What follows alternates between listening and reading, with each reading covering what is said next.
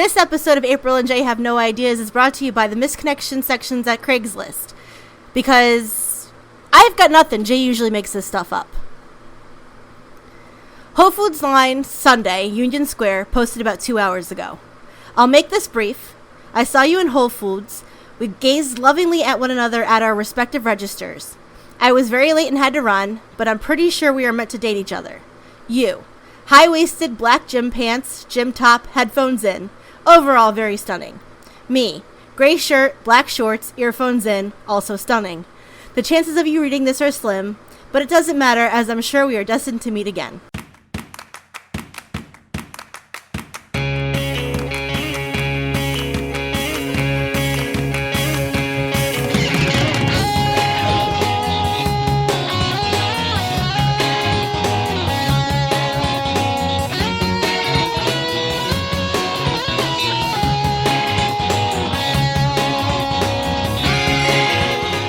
I'm April.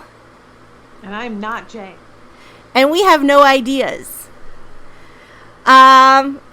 Okay. Well, as you could tell, we have a different voice that's not Jay this evening. So Jay is on vacation this week. And Robin has graciously decided to sub in this week. Robin's in the house. And we will have one more episode with another guest host. We'll be recording on Thursday. Today's Sunday, July 1st, and it is hot as balls. Yes. And then I think Jay might do an episode with the guest host as well, but I'm not really sure. But he can deal with that. I'm putting out episodes in his absence. That's right, Jay. Don't be gone. Don't be gone. Yeah, so it's disgusting out.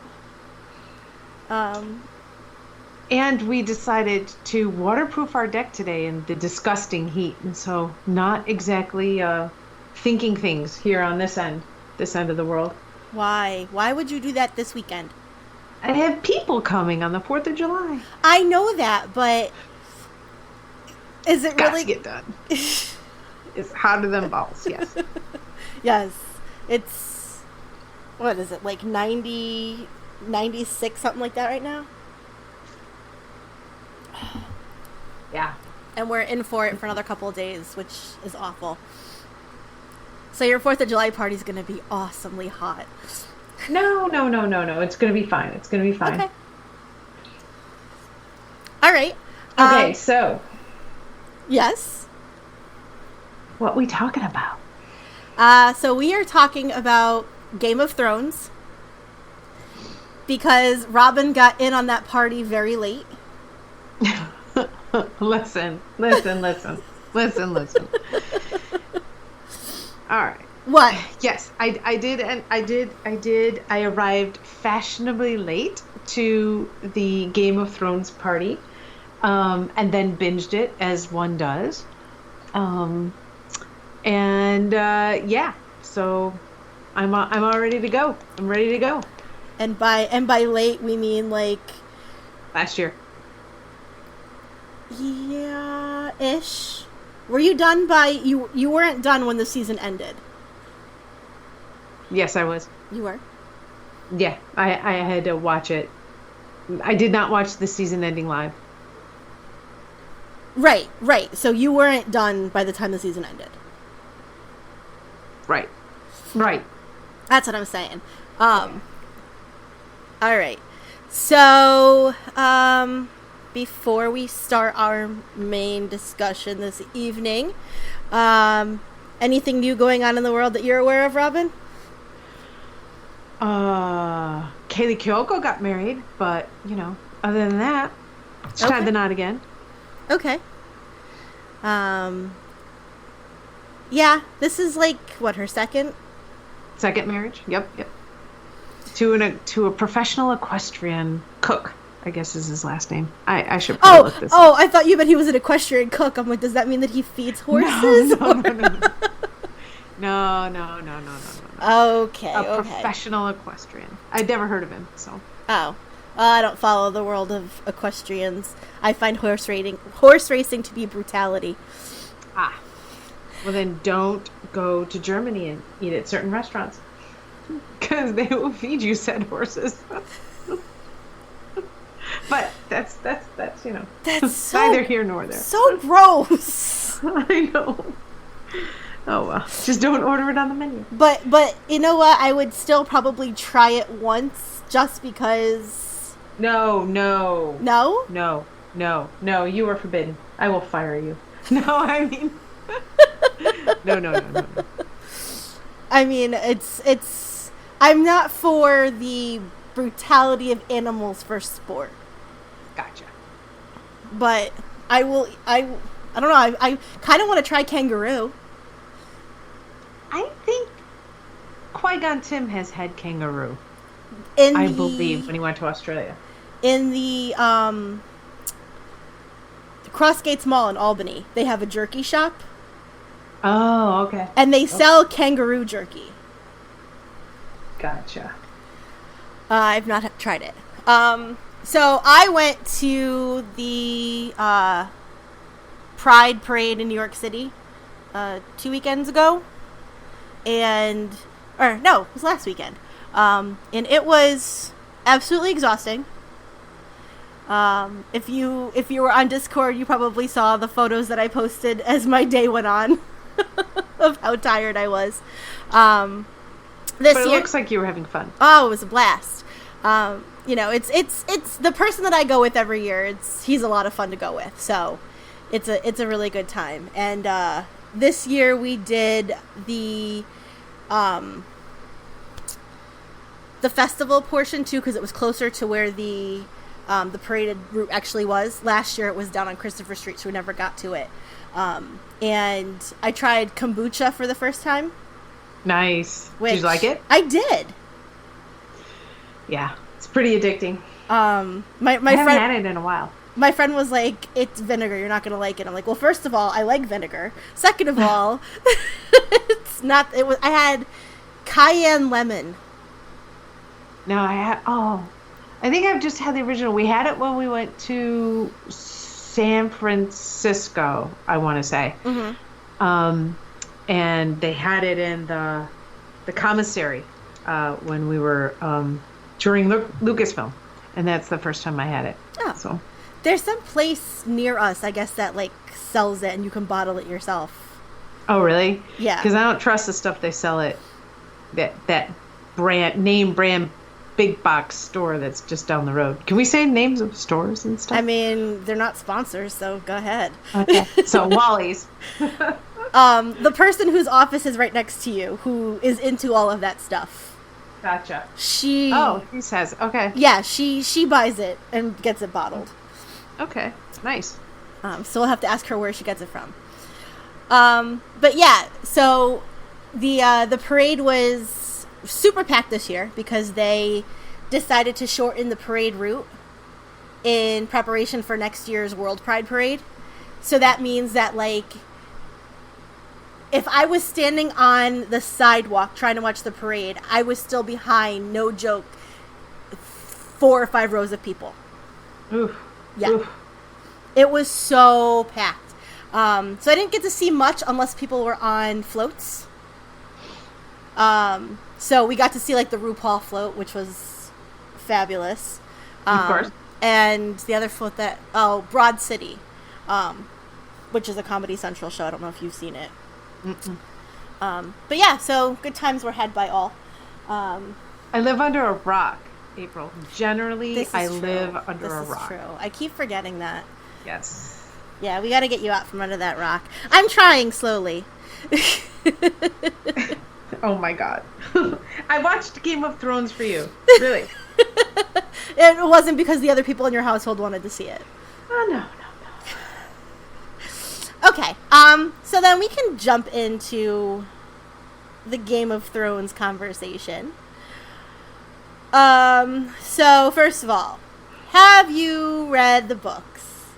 No. Good Lord. Reading? No.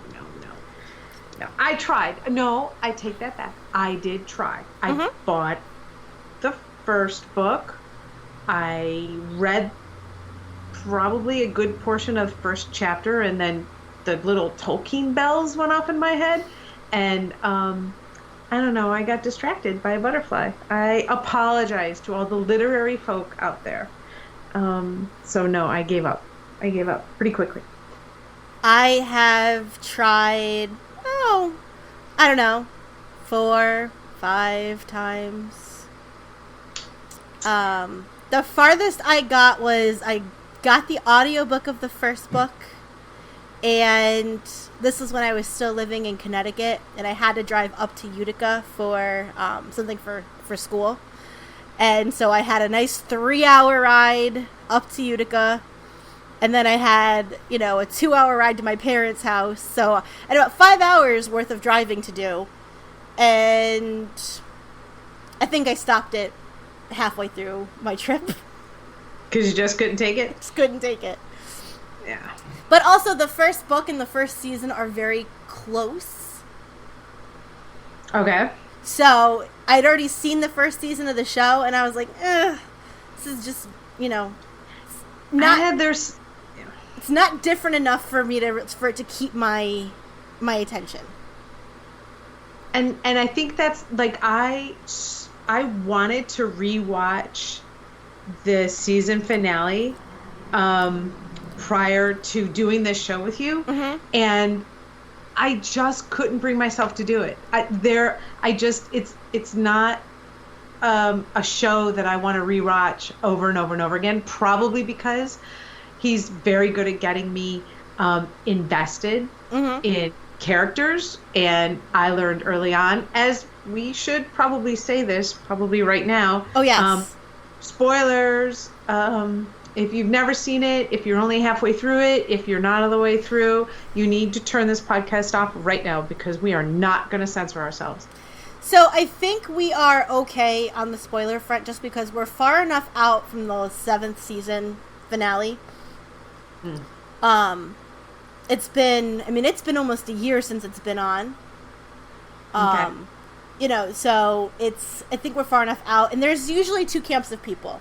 There are the people who are fans of the show and have seen everything. And then there's the minority of people that are like, I've never seen Game of Thrones. I'm proud of that fact. So that being said, we will be talking about any and everything, because there's a lot to discuss. Yes. Leading up to our speculation, as well as some speculation about the new show as well. Little bit. All right, so I think, as I was saying, I just I can't. I'm invested in some of these characters and their well-beings and their welfare, and there's just some episodes that I will never rewatch.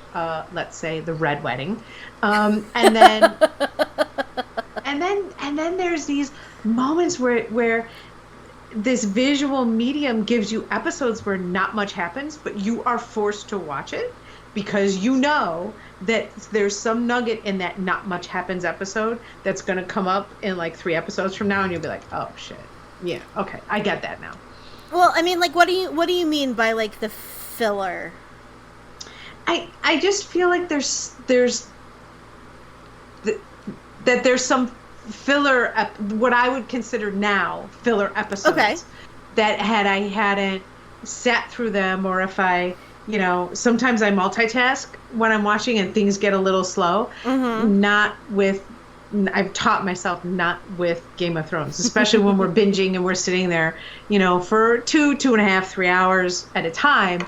You can't get up and go get something to drink, even an adult beverage during that, because something will happen, and then you'll want to have seen it. So okay, that's all I'm saying. Yeah, I learned that in the seasons, further out, only because once they started getting past season 5, we were at a point where we were no longer following canon. Yeah, right. the Davids have, know how the story is supposed to end. George R.R. Martin has told them this is how it's going to happen. Yeah. How you get there is up to you. I guess there are some characters that are alive on the show that should be dead in the books and vice versa. So it's a matter of, now these are two separate entities for the most part. There are some things that are part of canon that haven't been truly revealed yet, like Jon Snow's parentage. But we know this now. Yes, and that's actually, so that has been speculated forever. Okay. That he is actually a Targaryen? Yes. There's a popular fan theory, which has been, obviously has been confirmed, which is the R plus L equals J. It is. I mean, that's the name of the theory. Okay, but then here is sort of my point. That was revealed to us through one of Bronn's visions. Yes, several seasons ago. And that might have been one where you just say, hey, that's pretty interesting. He's seeing a baby, and the baby is somehow connected to Ned, and, Mm-hmm. But you got to stick with it in order to put all those puzzle pieces together. I mean, there's also the fact that, you see a flashback of Ned with his sister saying, promise me. Right. Right. And so... And him leaving the keep with the baby. Right. Yeah. Which happens earlier in one of the books. And because I haven't read the books, I don't remember which one it is. Right. But, I mean, that's one that we are, like I said, that has been speculation for a number of years. So let's just jump right into the deep end. We're in the Olympic-sized pool. Okay. 12 feet in. The incestuous aunt-nephew relationship, shall we? Yes. So, what's your favorite prediction about this little bind that Dany and Joan find themselves in, and they don't even know it yet? I think about it quite a bit, because she wants to be seated at that throne. Yes. And technically, that's his birthright. It's not hers. Now, technically, yes. Line of succession. They've made big show of her being barren, infertile, in fact. They did not. They did not? They did not make... Who said it? Somebody... The witch... Yes? The witch said it. Melisandre, or... No, not Melisandre. The witch that traded her baby's life when she was pregnant, season 1, for Drogo's life. Okay. Yes, that she would be barren, yes. Yes. And even Jon, who knows nothing, who has never been perceptive, said, look at the source. This witch was angry at Daenerys and Drogo for raiding her village. Right. So, I don't think she's actually barren. I think that in the season finale, when her and Jon finally have sex... You mean when the aunt and the nephew have sex? Yeah. And that's one that's a hard one to reconcile, but at the same time, that's a thing that happens in this world. Right. And this is, I must say, I have come to appreciate, okay, so I'm a very visual person. I react to things visually. I have very strong hate and love desires connected to my visuals. Mm-hmm. And so George R.R. Martin and his runners have upset me on several occasions, and April knows this when I have come streaming into the place where we work saying how I am never going to watch this show again because they've just killed off, fill in the blank. Who don't they kill off? But that wasn't a thing for me. That seems to be a thing. I won't lie. I'm prepping for this show. I've sort of, perused around to see what all those theories are out there. And that seems to be a real problem for folks. I don't think I have a problem with it, is because they were never a family unit. This to me is a little bit of a non-issue as families go, especially as royalties go, set up in this world that George R.R. Martin has created, which is both magical and political, and has all of those dangers, sort of mixed in. We don't know sometimes where the magic and where the magic ends and the politics begin. Okay. My issue, I don't, like I said, this one doesn't necessarily bother me either, only because they're two of my favorite characters, and I think it's going to create really interesting tension when they find out.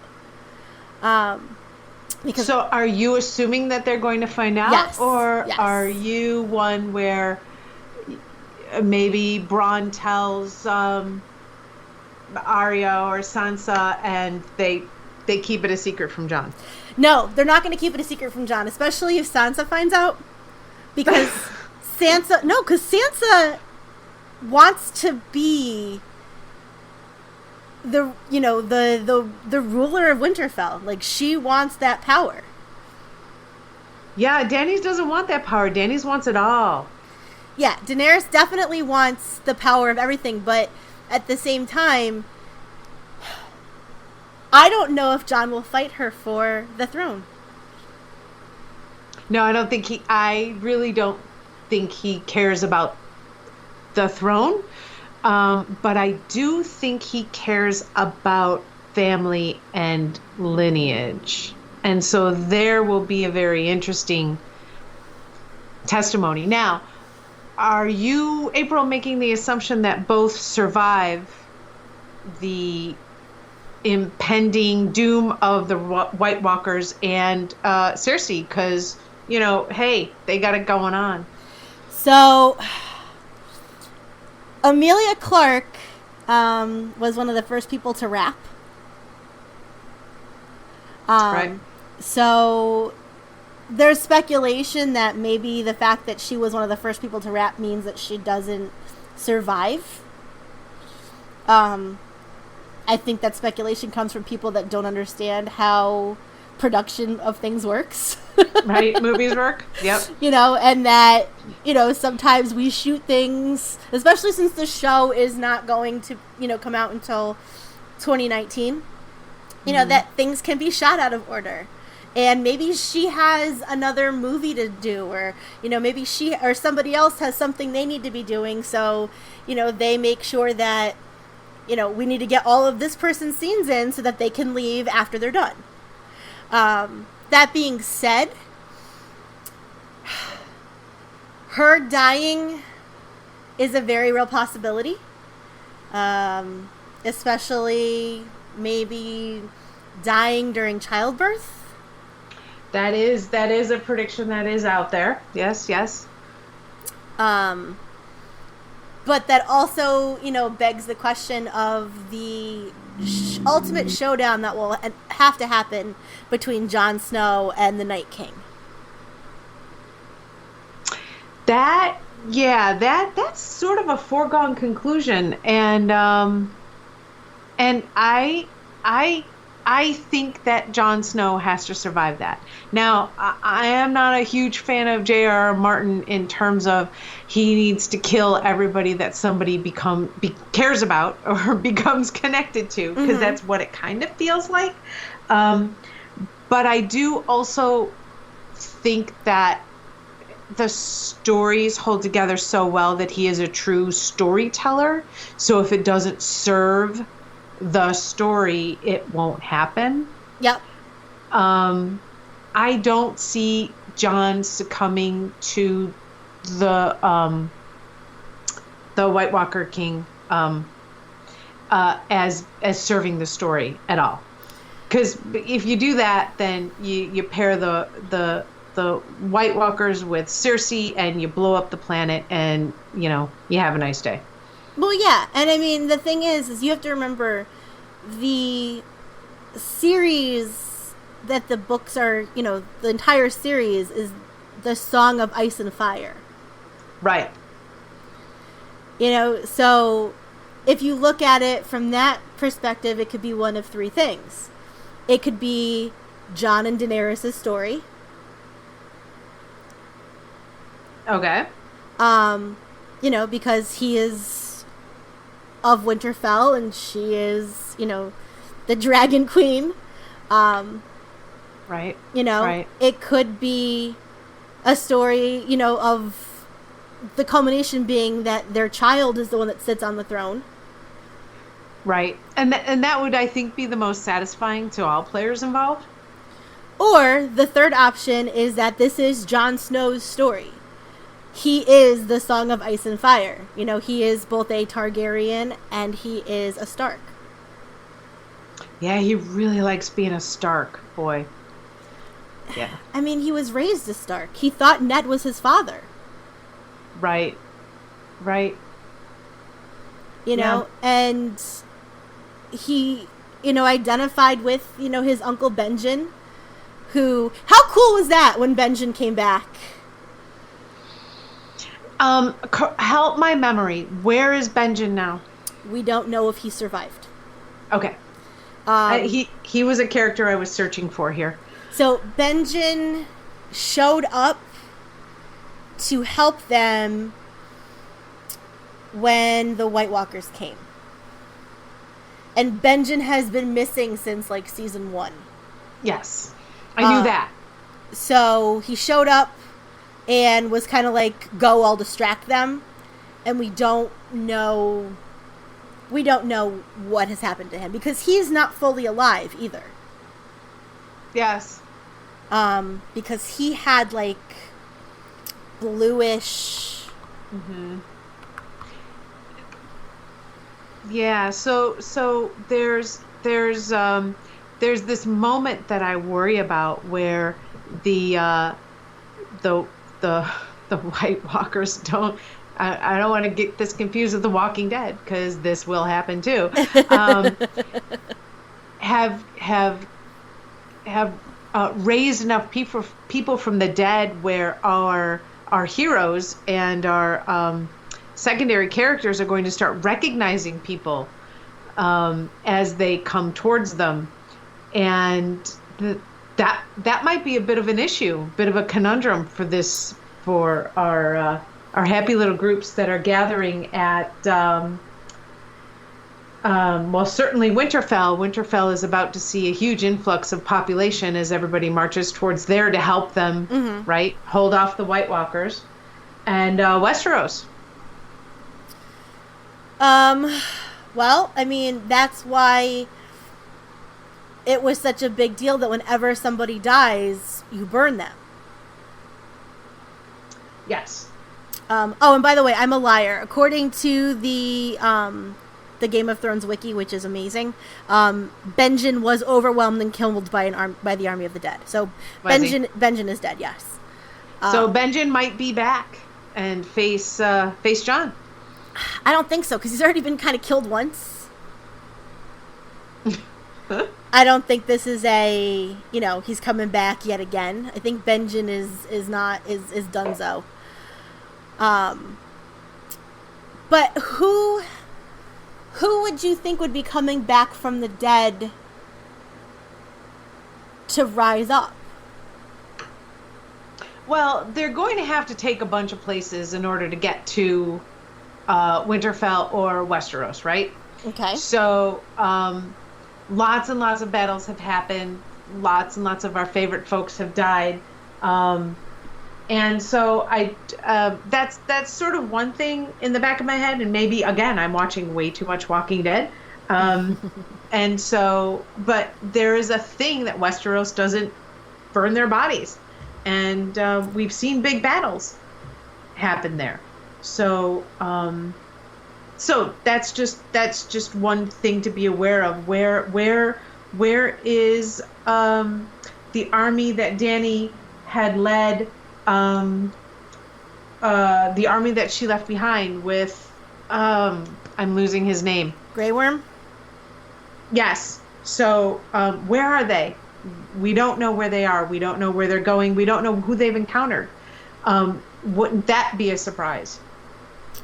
To see them marching as part of these undeads who have been killed and resurrected in order to take the place. Westerosi people do not burn their dead, and so one of the insider, which is one of the threads that I've been reading, they say that one of their predictions is that the Night King will probably raise thousands of corpses. Oh, sure. And some of whom we might recognize. You also have to look at the fact that the Night King has a dragon. He does. And it's not lost on me nor most people which dragon it is. So talk to us. Okay, so the Night King has Viserion. Viserion, yes. Which is named after the brother who treated her poorly. Terribly, yeah. Yes. Who was Goldface at the end. Yes. So, I mean, the fact that this is the dragon that the Night King has, and we've seen the havoc that, White Dragon Viserion can do with the taking down of the wall. Yes. With that blue fire. So, if you're going to pit dragons, so she's got 2 dragons left. Mm-hmm. She's got Drogon, which she rides. Yeah. And she has the dragon with whom Jon bonded with. Bonded with a small b. Jon related to. The one named after his father. Rhaegal. Yes. Rhaegal? Am I pronouncing that right? The dragon's name? Yes. Yes. So, dragon for dragon. Is it going to be Drogon v. Viserys, or is it going to be Rhaegal? Well, so here's the thing. In the books, there's this thing about the dragon having 3 heads and there needing to be 3 dragon riders, and there was always a question of who the other dragon riders are going to be. Everybody thought Jon would be one. Yep. And then there was the other theory about there being another Targaryen that nobody knew about. Being Tyrion. No. Yes. So there is speculation and there are theories that Tyrion is a Targaryen. Because he doesn't look like his siblings. He favors his mother. But Joanna, his mother, was, I believe, promised to a Targaryen first. Huh. Well, now my little mind is going, so. Well, he is. I think this is ultimately his story. Really? I kind of think that his character, George R.R. Martin, just kind of likes his character. He puts him in the right place at the right times at all times. Mm-hmm. I don't know if I had to pick a favorite, it would of the author, it would be him. Yeah. I don't know that he's ever going to sit on a throne, but I think it's all going to work out for him in the end. But not as somebody's, as not as a hand, or not as a, I think he's going to end up being his own man. But I can't fathom what that could possibly be. So interesting. Yeah, apparently. But I'm not a fan. I'm not a fan of the theory. Apparently, Joanna Lannister, while in her early teens, attended the coronation of King Jaehaerys II Targaryen, and rumors spread that on the evening Joanna lost her virginity to Prince Aerys, aka the future Mad King, Right. although rumors were denied. But Aerys had always fancied Joanna, and there was, Aerys took certain wanton liberties with Joanna when she married Tywin. But that kind of doesn't make a lot of sense, only because, unless he had sex with Joanna after the twins were born, that theory kind of goes out the window. Yeah. I'm just not. I need Tyrion to be sort of right there in the universe, not pulled. They've got their rogue Targaryen here in Jon. Mm-hmm. I don't think they need to add another in the mix to make it happen. Well, and that's the thing. Now that one of the dragons is out of play, we don't need that third Targaryen. Right. But we need to somehow get Jon and Daenerys in a situation where she trusts Jon enough to allow him access to the dragon. I think that kind of happened in the season finale. Not if she was smart. Especially once she finds out that he can be a rival to the throne. Okay. Now, you said you think that this is Tyrion's story, which I find interesting. I do. I actually think that out of the people that are going to survive, I think Samwell Tarly is the one telling the story. Interesting.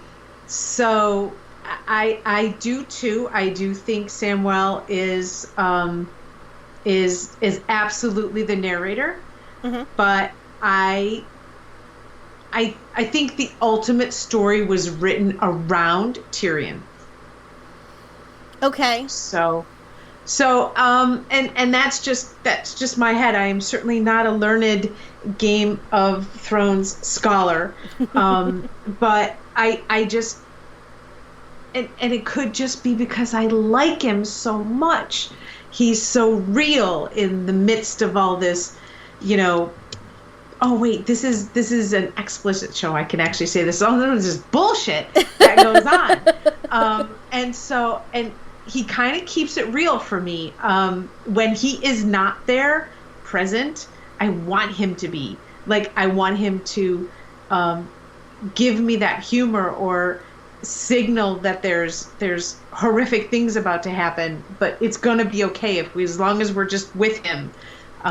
So that he is far and away my favorite character. And yeah, we're big Tyrion fans in this household as well. Yes. And I think a part of it too is the fact that he is such an outsider. He is not. I mean, he's a Lannister in name and really nothing else. Right. You know, because he's always been treated like shit. Cersei especially has always been awful to him because of this prophecy that she heard about when she was a child. Well, let's talk about this. Because, I believe I have read, and April, you can confirm it, that Cersei was the firstborn. And Yes. soon after came Jaime. Jaime came out holding her foot. There you go. So this prophecy of the younger or little brother being her ultimate demise, I'm gonna go with the favorite here, in that it's gotta be Jaime that takes her out. Yes. However, now I need to find what the prophecy says, because there's another theory, which I kind of go back and forth between liking. Well, are we playing a game of semantics here? Are we looking for words? Are we looking for younger or little? Yes. It has nothing to do with that. Okay. It is the way that it is worded. Okay. And I have to find it. Well, while you're finding it, let's just catch everybody up here. So we are speculating. We know that Cersei's got to buy it. We absolutely know she will not survive. I think she will be taken out by a quote unquote loved one or someone close to her. My favorite theory is that, and I've had this theory since I dug straight into the final season. I put it out there on Discord that Jaime must take Cersei out, and they are now estranged. Jaime has quote unquote left her, and has seen her for the madness that she is. I do not think, if Cersei's baby is currently alive at the end of the last season, I don't think it's going to be alive for much longer. Do you think she's actually pregnant? I questioned that when I found out she was pregnant, because I couldn't understand why they would make her pregnant other than to thwart the prophecy, because so far the prophecy is held. She had 3 children born with golden crowns. She lost 3 children, died with golden shrouds. So that part of the prophecy seems to be fulfilled. Okay. So the prophecy is this. You'll never wed the prince, you'll wed the king. You'll be queen for a time, then comes another younger, more beautiful to cast you down and take all that you hold dear. The king will have 20 children, you will have 3. Gold will be their crowns, gold their shrouds. And when your tears have drowned you, the Valonqar shall wrap his hands around your pale white throat and choke the life from you. So, Valonqar, or little brother. So, there's a couple of different ways that this could be looked at, and I know you're saying Jaime has to be the one to do it, which is a popular theory.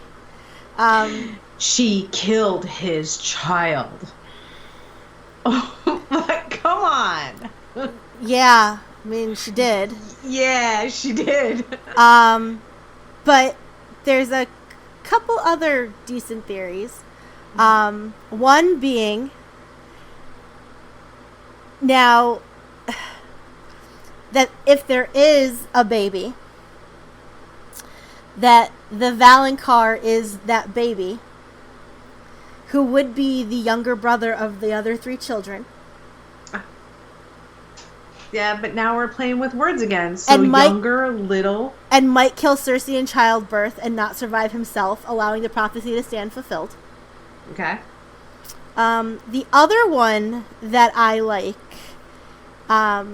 is that it's Arya wearing Jaime's face. Yeah, I think that makes me uncomfortable. Why does that make me uncomfortable? I get it that she hasn't used her skills, and that there was a huge chunk of air and fill time wasted on that, only for them not to be used. She's got that kill list. She's killed everybody on that kill list except for Cersei. And the Hound. And the Hound. And the Hound.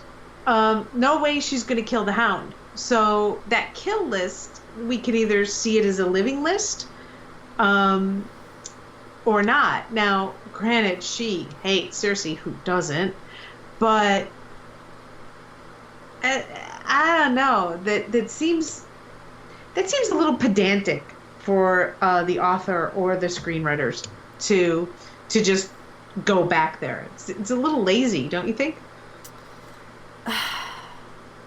I don't know. I mean, I don't know if I want Jaime. I don't know if I want Jaime to kill Cersei, only because I feel like Jaime needs to completely separate himself. But what other purpose does Jaime serve? He's not going to get married to, Brienne of Tarth, for Christ's sake. He's got to serve a purpose. Yeah, I mean, he's had this redemption arc. Yes. And I feel like if he kills Cersei, it just brings him back full circle to where he was when the show started. Yeah, but think about this. He has never completely owned or embraced his children, and we saw that slowly coming on with each child, right, of his that he has had to encounter in different ways. And maybe this is his moment to embrace that family, and in the ultimate act of revenge. I disagree with you about him not owning and embracing his children. He was never really allowed to. Well, exactly. But who was the figure that did not allow him to do that? That was her. Well, yeah. We also have another player in the game, who we have not discussed yet, which is Gendry. Tell me, you've been a fan of his. We loved Gendry. I know that. I walk into the place where we work, and you're all about him and how he's finally coming back, and you're very excited. And I'm like, dude is the king. He owns the whole lot. Someone's gonna knock him off, and I'm kind of surprised that they haven't. Because people don't know. Yeah, I get that. Well, people know everything, but he comes around and he's legitimized, and then we don't have any conflict. Has he been legitimized, though? No, he hasn't, but let's just say. I mean, he's well, I don't know if a bastard can be, because the only quote-unquote bastard that has actually been legitimized is Jon. Right. Because of the fact that when Sam knows too. Sam knows that Jon is a Targaryen. Sam does know. Yes. And that's and he's racing to tell him. And that's how, we as watchers found out for sure, because of the fact that Rhaegon had his marriage annulled so that he could marry Lyanna Stark. Right. So Jon is the legitimate heir to the throne. And Jon isn't a bastard. True. So we do. So are we really just casting Gendry aside? We're just saying, well, Jon's here now. Thank you. See, if you want to look at it, Robert's a usurper. Yes. So if we're looking at it that way, then Jon would be the legitimate heir. If we're saying that Robert's claim to the throne is legitimate, now we've got Gendry in play. He's the only living heir to the king. Granted, he's a bastard, but he's the last living Baratheon. But I think we know that the Targaryens own it. Because otherwise we wouldn't be in this situation to begin with. It depends on who the Night King takes out. But we're also fighting wars on two fronts. That's part of the problem. So we got the Night King on the one hand and Cersei on the other, and if Cersei finds out about Gendry before anybody else does, he's gone. And the Night King doesn't really care about that. The Night King just cares about, right? Right. From what I know of him, the Night King just wants everybody to be undead. He owns the whole shebang. He doesn't care about lineages. He's killing anybody who gets in his way. True. But there is something about the Night King as well. And that is, I gotta find it now. Night King. Because of like who he is. He's got a lineage as well. He was a first man. Okay. Yes. Which I believe makes him a Stark.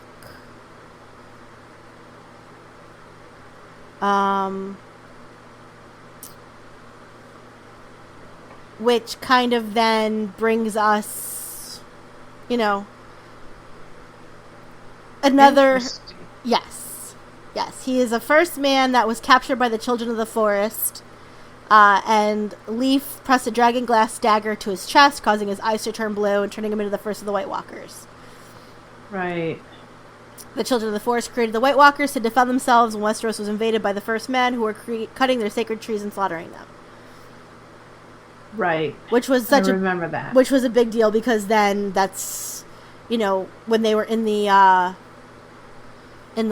tree, and the White Walkers came, and then poor Hodor. Right. So the Night King's a Stark. I think so. I believe you. I could be I could be lying. I haven't read the books. I'm just. No. The Night King's a Stark. So let's go with that. The Night King's a Stark. Jon is no longer a Stark. No, he's still a Stark. Well, no, Jon is not a Stark. Jon is not in his blood. Yes, Jon is a Stark in his blood. He is Lyanna Stark's son. Well, all right. Yeah, but women. Right? This is the place where women don't count. Yes. Even though we count even more. So Jon is a Targaryen, the Night King's a Stark. The final throwdown happens. Yes? Probably. I mean, there was Jon's a moment. Got a dragon and he's got a dragon. Well, there was the whole thing too, though, when Jon met up with the Night King in season 5. Yep. And the Night King kind of looked at him almost in like a recognition of maybe his status or something. We don't really know what the Night King's end game is. We don't know a lot about him. Do you think we're going to spend an awful lot of time learning about him? No, because we have 6, 90-minute to 2-hour-long episodes, and that's it. This final season is both shortened, in episode length. I mean, they're giving us, feature-length movies. Right. But we're not getting... I don't think we're going to get a whole lot more than what we've already been given. So we've got all of these players that we want to see their storylines resolved. So Let me ask you a question, April. Okay. Whose storyline, beyond who we've already talked about, obviously the Cersei storyline, we want to see her dead. I'm assuming you agree with me. Of course. Oh, she's awful. We'd like to see. We know probably because from what we've seen so far, not a happy ending kind of place. So between Jon and Daenerys, one of them may live. We're hoping one of them lives out of that. Jaime, I happen to think Jaime's going to be the one that takes Cersei out, and then he himself will be gone soon after, whether by his own hand or someone else's. But probably the Mountain. I don't think Jaime is long for this world. Sansa, there seems to be an agreement out there in prediction land that Sansa lives to rule the roost, maybe a smaller roost, just Winterfell. I'm not a big fan of Sansa, never have been, could care less whether she's around, but she's a Stark, and, Team Stark. I've always been on Team Stark. See, now, I kind of disagree with you about Sansa, and the only reason that I disagree is because she is a character who has shown tremendous growth.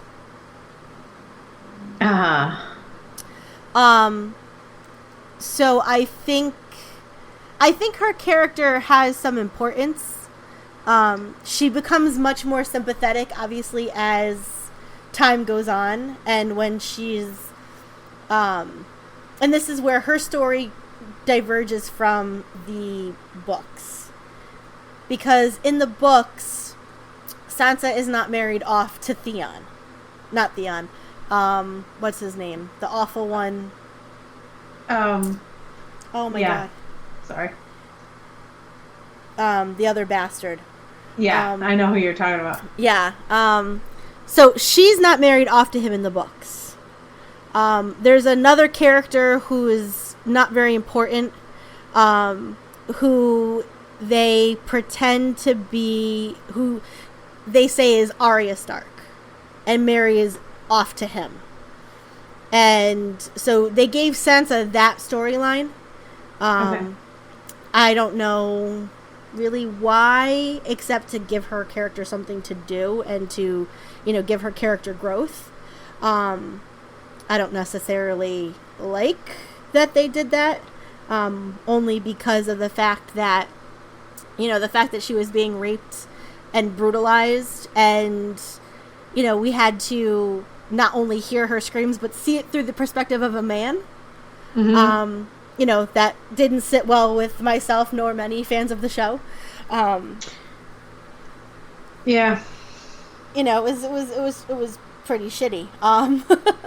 So, I mean, but that also gave, that also was the start of her character actually getting some agency, and being able to start thinking and playing chess while everybody else is playing checkers. See, I think you give her way too much credit. I see nothing redeeming in her, and I can't, of all of the Starks who have been through, and I know she's been through a lot, but not of her own, Arya went through her journey of her own volition. She has been a force of nature. Oh, sure. The same with Jon. Even the same with Theon. He's a Stark, but he's not a Stark, but a Stark, right? And through his own sort of force of personhood and individuality, has gone through a lot, right? And I feel like she's been manipulated, and I'm not quite sure that she has risen above the manipulation. I think that her story and Theon's story are actually kind of mirror images. I could see that. Their stories are parallel, and now they have decisions that need to be made. Obviously, she has Arya kill Littlefinger. Right. Who has been manipulating her behind the scenes. Right. Or so he thought. And they were both terrorized by, what is his name? Yeah. All right, listeners out there. It's making me crazy. Joe from Philly, if you're out there, get us this name. So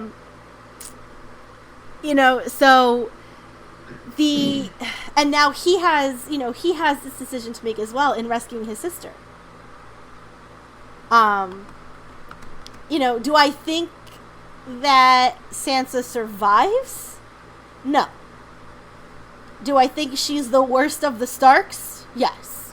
But I also think that, she has received kind of redemption. Ramsay Bolton Ramsay, thank you. I was just trying to look that up. I had to Google Battle of the Bastards. Oh, there you go. Yeah, I mean, I don't think that, she's necessarily the most compelling character, and, now she's just trying to hold down the fort. But she is, I don't know, I think she's, politically, I think she's got a good head on her shoulders. So of the Starks, so Arya. We haven't talked about Arya yet. Nope, not yet. Is she make it? Yes.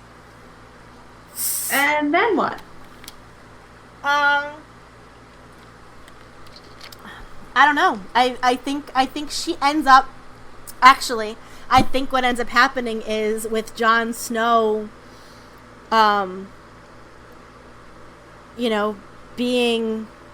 having something to do, and we don't know what yet, with the throne, because let's face it, he's gonna be somewhere around that throne, whether it's, as the legitimate heir, or as Daenerys's, husband, or whatever. That's not gonna happen. You never know. There is no happy ending here, April. Listen, I want a happy ending for Jon Snow. That's not gonna happen. I honestly think that Arya ends up as the head of the King's Guard or something. Jon did give her the needle. I mean, she is, by all rights, as talented and as fierce as Brienne of Tarth. Definitely a badass. So I think, and she doesn't, and she's made it perfectly clear, I don't want to be some maiden, I want to be a knight. But think about her story. And I was reading something, and I'm gonna talk about the Insider for a little bit. I was reading these predictions from the Insider, and I found it very interesting. The Insider folks believe that Arya dies. She might die a very heroic death, but they posit her wolf is the lone surviving wolf, and the wolf, her dire wolf, who she has sent away twice now, will come back and be a part of the war that's coming between the humans and the dead. Well, wait, where's Ghost? He's not dead. I believe Ghost. Well, we would have to look that up. I think the only direwolves that are dead are Sansa's, Bran's, and Rickon, which is also there's a theory about the connection of the direwolves and the Stark children. The Starks, yes. That's what I've been reading about. And that, since Sansa's is dead, yeah, Ghost is at Winterfell. Oh, Ghost is there. Okay. Yeah, so since Sansa's is dead, she may not be long for this world. We don't know how long that is, but I mean, if you think about it, Summer and Shaggy Dog are dead. Oh, that's the other thing too, is that Bran's direwolf is dead. Bran's direwolf is dead. But then again, technically, so is Bran. Exactly. Mm-hmm. Because Bran Stark is no longer Bran Stark. He's now the Three-Eyed Raven. Right. So Nymeria is out there somewhere, and Ghost is still alive. So we could posit that unless something happens to Ghost, Jon and Sansa may be the only living Starks. Yep. Which would be sad for me. I think Arya has earned it. I get it. I get it about Sansa. She's just not my favorite. So let's talk about the Hound and the Mountain. Hound v. Mountain. Hound is going to kill the Mountain. Do you want Hound to kill the Mountain? Absolutely. The Mountain has got it coming. Mountain has got a lot coming. The Mountain has got it coming. I mean, he's... So, ladies and gentlemen, April sides in Hound v. Mountain with the Hound. Why? Do you not think that's what's going to happen? I think that the Hound is so sympathetic. Right. And this is George R.R. Martin we're talking about? Mm-hmm. Yeah. He's the guy who opens your heart, and then when it's open, he drags you out into the middle of the frickin' marketplace and cuts your head off. Because there goes Ned Stark. So... You had to see that coming. No, I really didn't. I mean, I should have, but I was a newbie. I was a novice. I was stupid. No, if Sean Bean is in it, chances are he dies. Listen. Yes, but... Excuse me, I'm still a little pissed off about it. Yes, people, I'm still pissed off that Ned Stark is not around.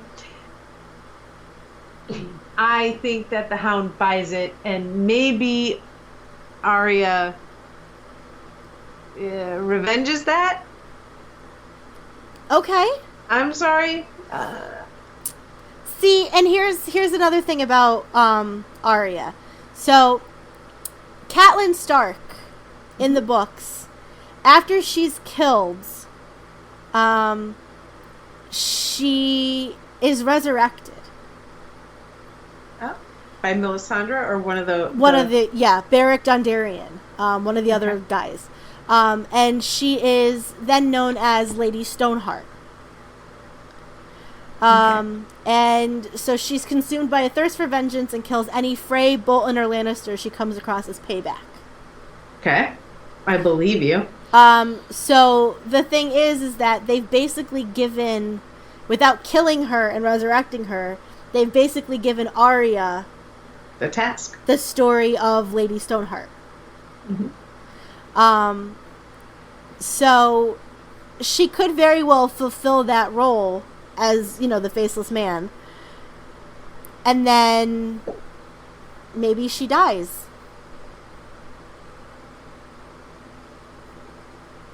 Arya? Yeah.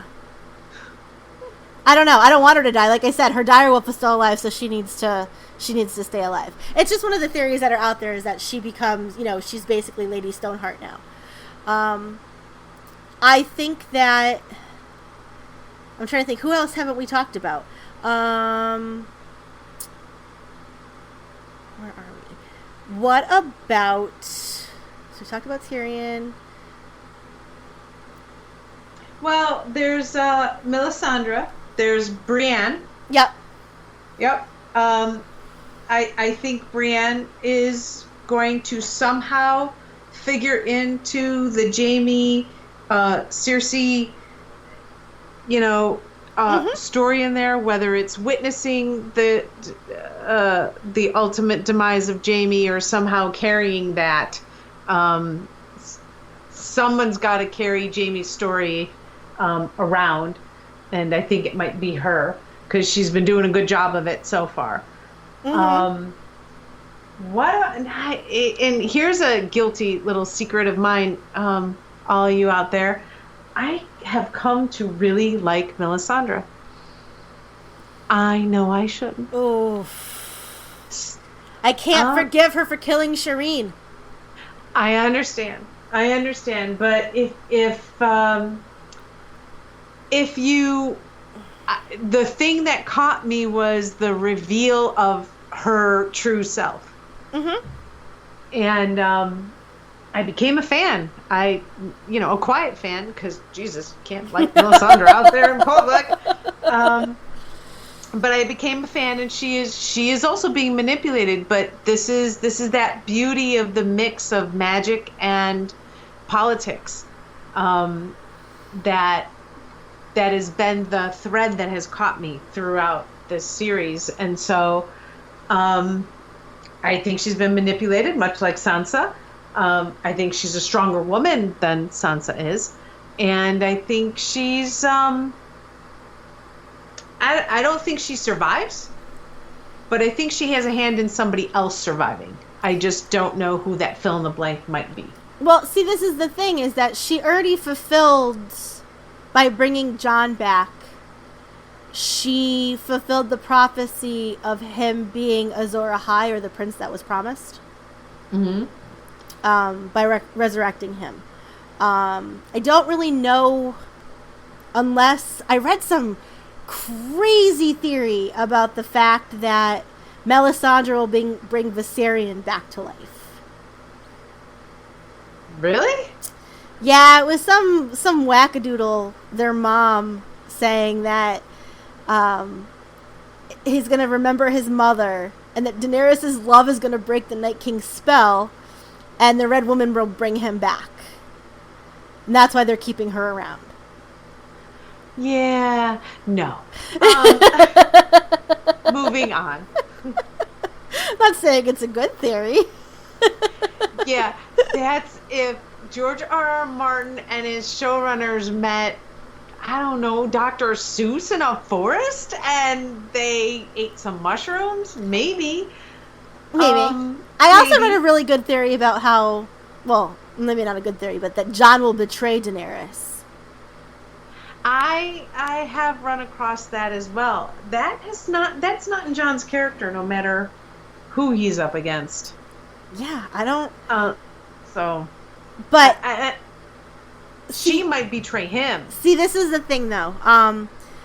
Being that he was the prince who was promised, the reborn Azor Ahai, who was a legendary hero forced to sacrifice his wife, Nissa, by plunging a sword through her heart to unleash its true power. This is how Lightbringer was created, to defeat the god of darkness or great other. Legend goes on to say that Prince who was promised will one day pull Lightbringer from the fire once more to complete his another hero's journey. So he might have to sacrifice Daenerys in order to defeat the Night King.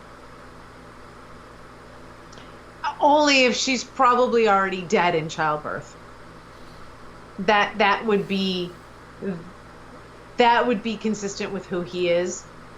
He, of course, don't forget, he I don't remember the character's name, but the first the woman who he was with, what was her name? Yeah. You know nothing, Jon Snow chick. Yes, you know nothing, Jon Snow. Egret, yes. So he is not a stranger to these things, but I'm only surmising from his character as it's built up for now. Daenerys might betray him, and he might need to take care of things, but I don't think he's an initiate in the betrayal scenario. Absolutely not. So Dario, who is currently traveling with the Marine, is going to be headed back probably not long for this world after he heads back to help Dany take care of the Night Walkers, I think, right? Or the White Walkers, sorry. And then the only two we haven't really talked about is Theon and Yara. Yeah, so I don't know. I mean, I think I read another theory that Yara will ask Theon to kill her.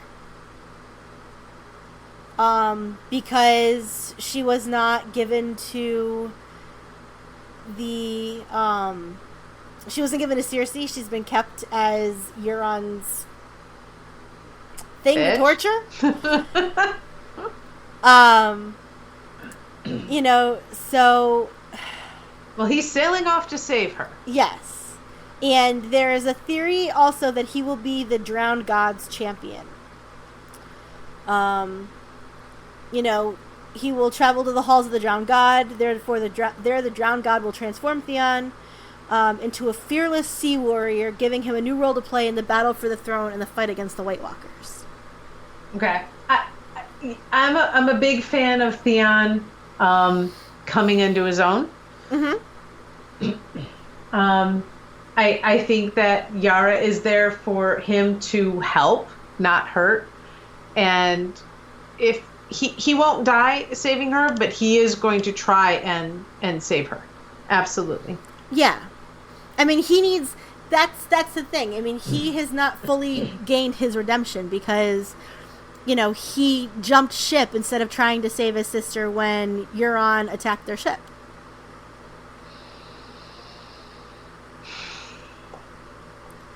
Yeah. I don't know. Did he really? Yes, he still displayed... he displayed cowardice. I mean, granted, his uncle, called him Reek, I think, or somebody called him Reek. Or he reverted back to that whole state of, being tortured by Ramsay. Right. So I think that he still needs that redemption. He can't...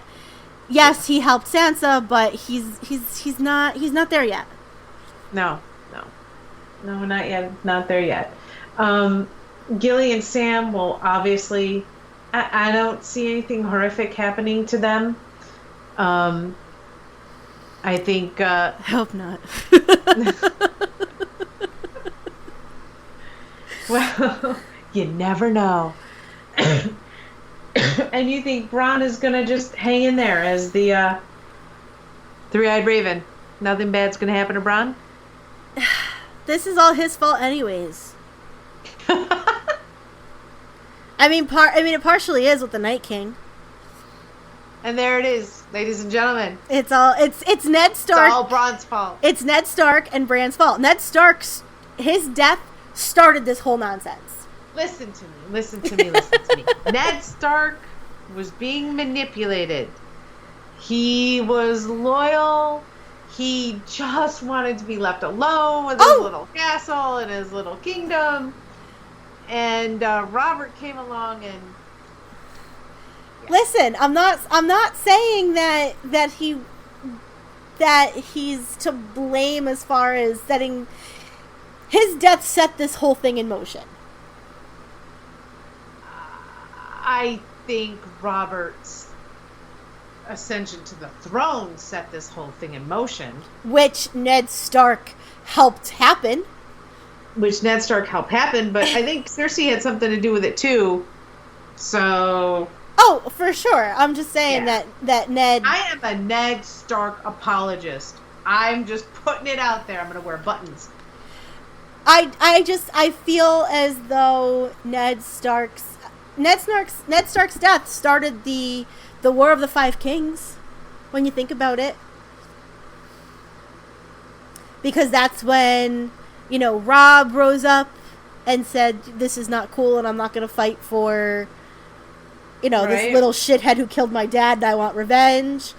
And Daenerys and Viserion were already coming, But you can't blame Ned Stark's death on Ned Stark. No, I'm saying his death got the ball rolling. I like Ned Stark. I think he was a good and honorable man. I also think that, had he stepped in when Sansa was saying, I'm going to marry, his son, Ned should have said, you know what? You're 12. Go play with some sticks. Yes.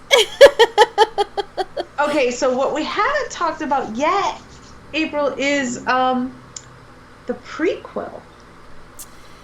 Yes, the Long Night. The Long Night? Yeah. No? Is that not what you heard? Well, no. So everything I could find doesn't have a title yet. Okay. For the prequel. Okay. However, I found something in the Wayback Machine. All right. Now, let's get in the Wayback Machine. We're going to set the dials to 2013. All right. And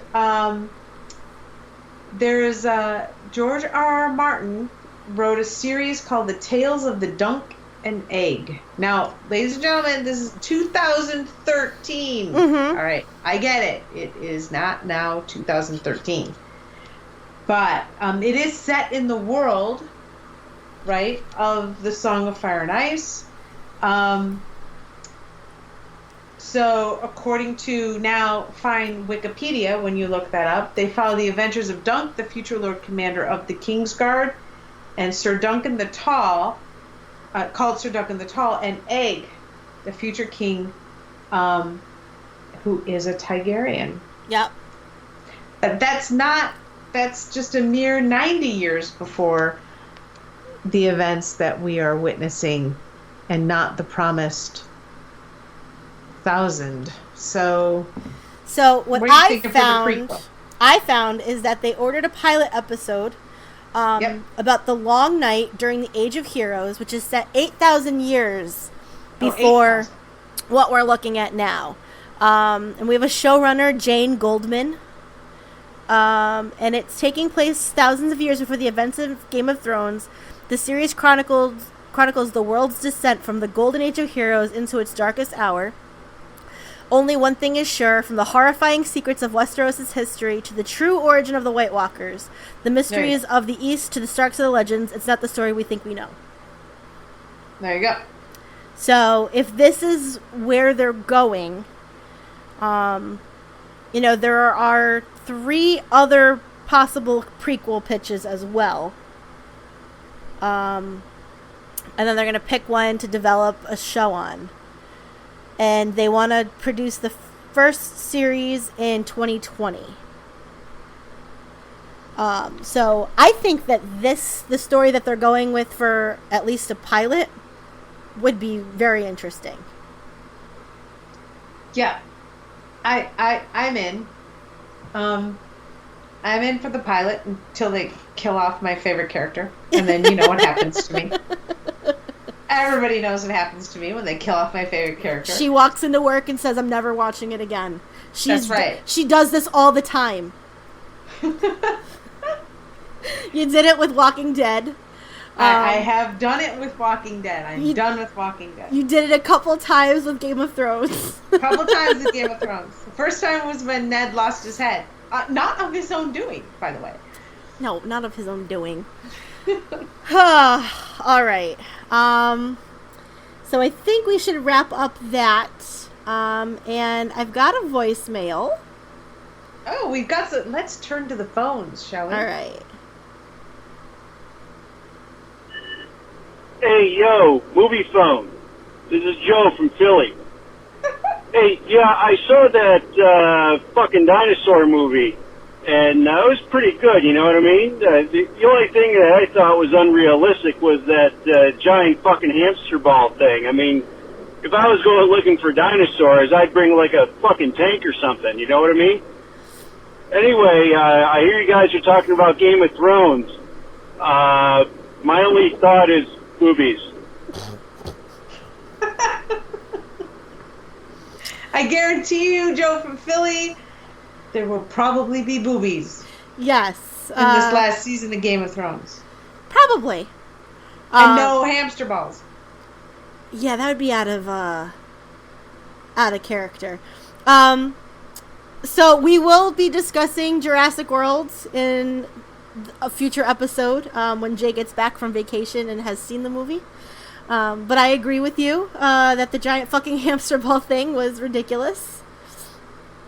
And fun fact about that, when they were filming the scene where everybody goes into the water in the hamster ball, it took several days to film in that tank, which was very cold.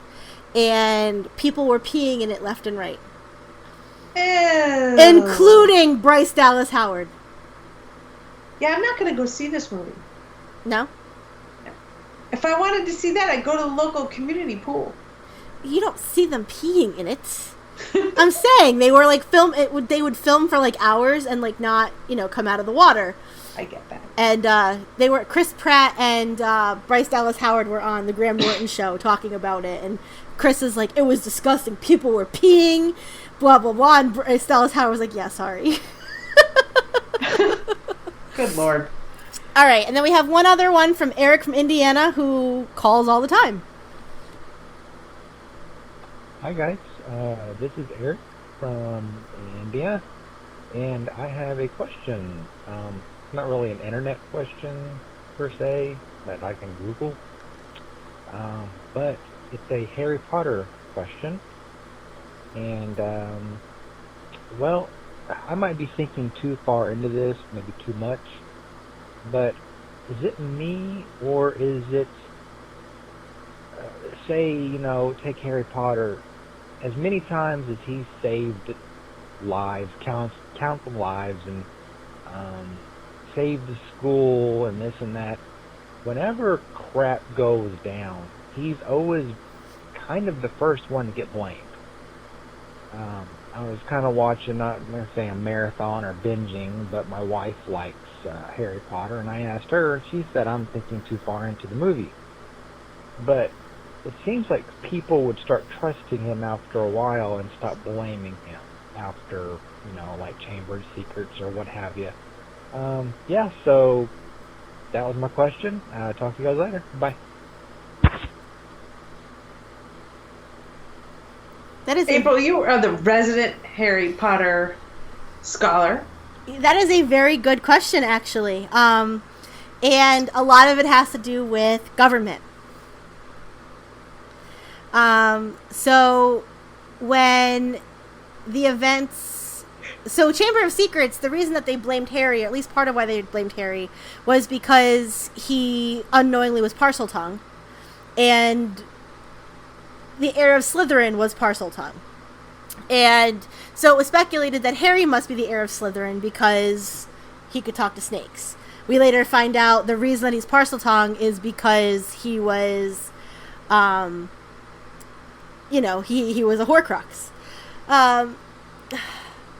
Think about it. Think about it from a realistic standpoint. When shit is going down and 3 people are always there,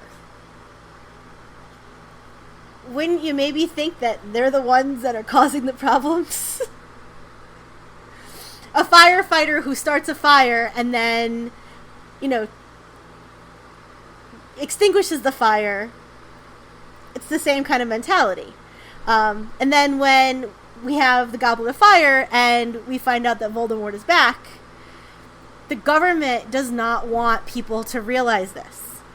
And it's only, when Fudge sees Voldemort for himself that he finally says, oh shit, Harry's not doing this.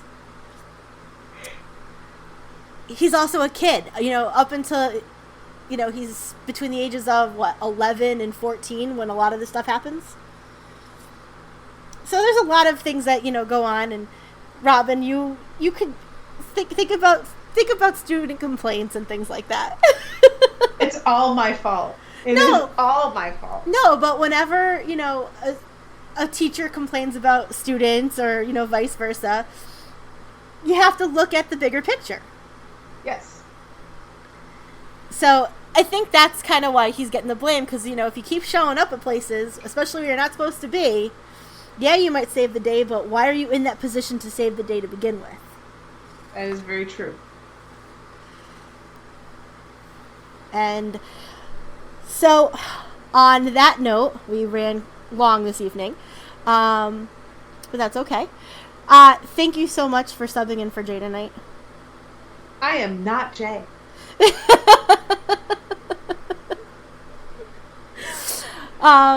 And so, you can reach us at all of our usual haunts. Email us at aprilandjayhavenoideas@gmail.com. You can call us at, where'd it go? 475-212-5457. At Twitter, which is ANJ Have No Ideas. We have a Facebook page. We're on Discord. Yeah. Robin, do you have anywhere that they can reach you if they want to talk to you some more? Dr. Raven at Discord. All right. So on that note, I've been April. And I am not Jay. And that was a pretty good idea.